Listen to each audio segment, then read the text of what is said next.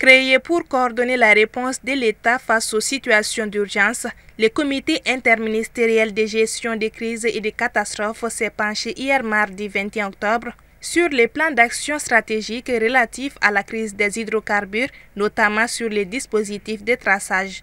Au cours de cette rencontre, il était aussi question de garantir un schéma de dispatching des camions-citernes à travers le territoire national. Cette crise qui traverse le pays depuis près d'un mois va de mal en pis. La veille, le syndicat national des chauffeurs et conducteurs routiers Synacor a décidé de suspendre in extremis son mot d'ordre d'arrêt de travail.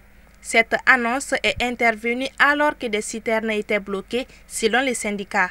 Et Inch'Allah, ce déblocage-là va prendre fin.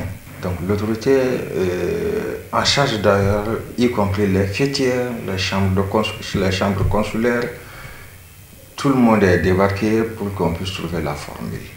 Le syndicat a décidé de surseoir à son arrêt de travail, mais loin de baisser les armes, il entame une bataille judiciaire contre Aboubakar Sidiki Fomba, membre du CNT, qui a accusé certains chauffeurs de camions-citernes de complicité avec les terroristes. Donc par contre, qu'est-ce qu'ils ont dit? Ils veulent juste avoir la plainte à leurs yeux avant de commencer à travailler. Et donc c'est ce qui a été fait. Et on a présenté la plainte.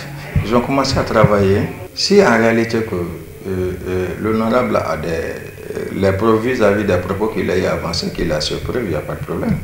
Nous assumons carrément notre responsabilité face à cela. Et bien entendu, s'il n'a pas de preuves, que la justice fasse son travail. Cette crise inédite a provoqué des files interminables devant les stations-service, de la spéculation sur les prix et un sentiment d'angoisse généralisé parmi la population.